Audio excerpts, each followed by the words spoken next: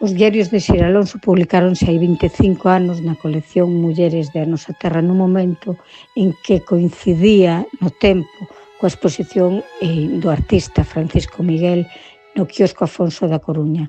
De algunha maneira, estes dous acontecementos contribuíron a dar a coñecer unha parella extraordinaria e infelizmente silenciada durante tanto tempo.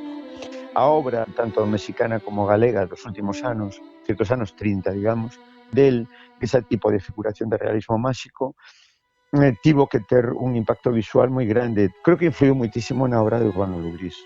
É dicir, a obra de Urbano Lugrís creo que ten débedas clarísimas coa obra de Francisco Miguel. Atopábanse con síntomas claros dunha morte violenta, e con evidencias de que estiveran os corpos todos esos días a intemperie, e a maiores tamén, un dato que tamén coincidía con esa historia previa que tiñamos, que era que supostamente o párroco daquela época fixeron a esmola xunto cos veciños para mercarlle 4 caixas de madeira a eses corpos para darlle unha sepultura o máis digna posible, non?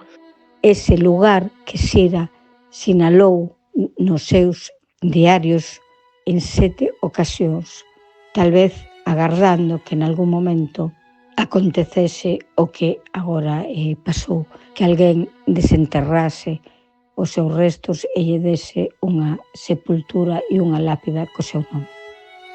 A ferida aberta no 36, un podcast de Nuria López.